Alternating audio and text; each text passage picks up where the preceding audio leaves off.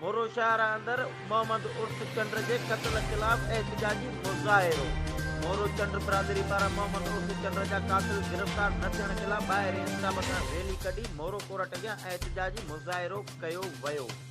बाद में rally main road खां थींदे मोरो प्रेस क्लब ते पहुती। रैलीअ जी अॻुवाणी सिकंदर चंद्र, मोहम्मद बख्श चंद्र, शान चंद्र, अली मोहम्मद चंद्र, अली असगर चंद्र, वडेरो मोहसन चंद्र, रईस अहमद खान चंद्र, वडेरो मासूम चंद्र, जावेद चंद्र, अयाज चंद्र, असीम चंद्र, गुलाम रसूल चंद्र ऐं ॿियनि कई।